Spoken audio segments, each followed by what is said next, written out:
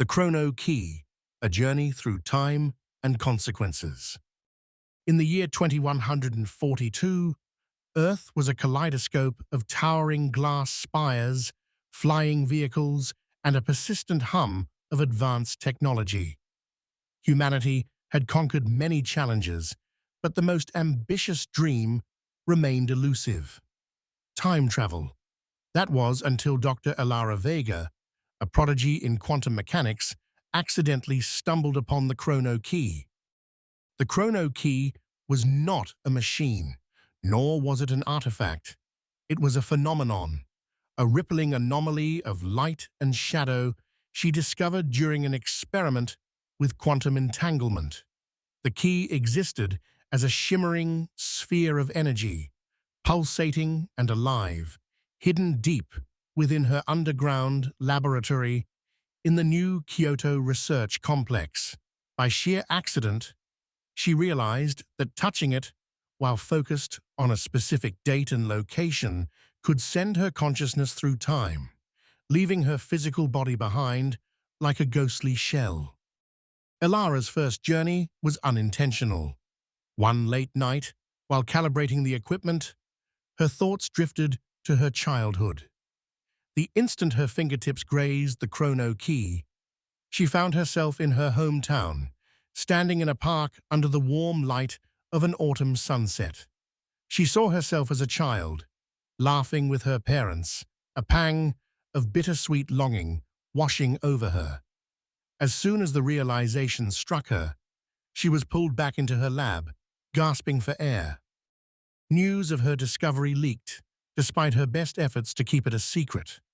Corporations, governments, and underground syndicates coveted the Chrono Key, seeing it as a tool to reshape history or bend the future to their will.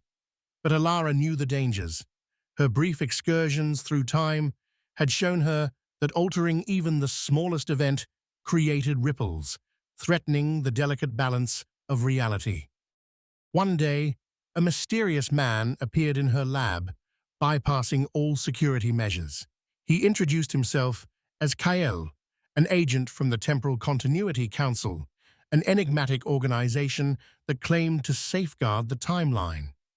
Kael was tall, with silver hair and piercing violet eyes, exuding an aura of authority. "Dr. Vega," he began, "your discovery is both a miracle and a curse. The timeline is already fractured.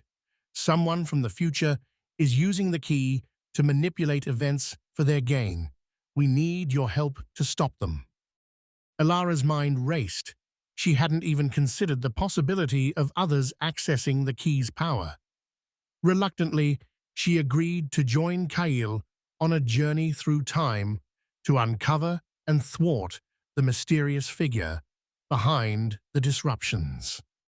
Their first stop was 1853, on the outskirts of London. Industrial machinery clanged in the distance as they navigated through cobblestone streets. Kael's temporal tracker led them to an opulent mansion, where a man named Lord Arkwright, a brilliant yet ruthless inventor, was amassing an arsenal of future technology. With a makeshift temporal device, a crude imitation of the Chrono Key, he was creating a technological empire centuries ahead of its time. Infiltrating the mansion, Elara and Kael confronted Arkwright. The inventor revealed he had been contacted by a shadowy figure who promised him power in exchange for destabilizing the timeline. Before they could extract more information, a violent temporal distortion erupted, forcing them to retreat as the mansion crumbled into nothingness. Back in their present, Elara analyzed the data they had gathered. The distortions were spreading, and the mastermind's true intentions remained unclear.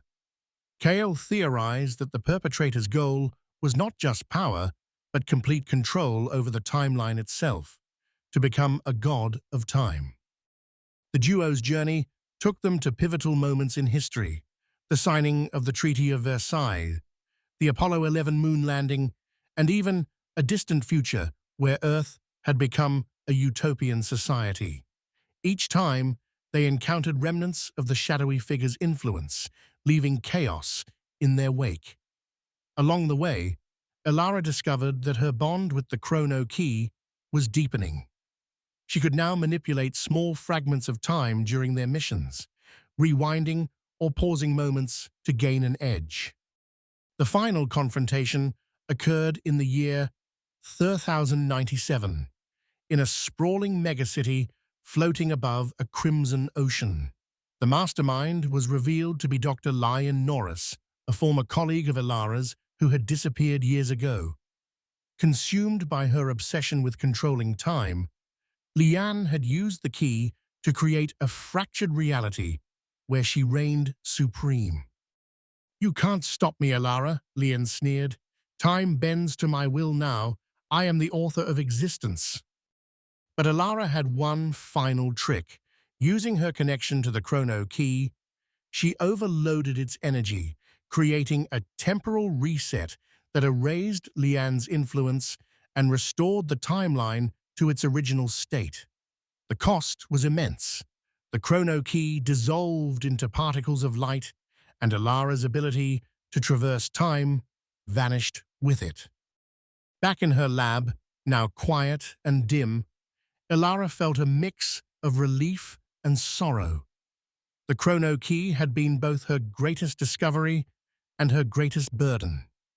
Kael, before fading into the restored timeline, left her with a parting message.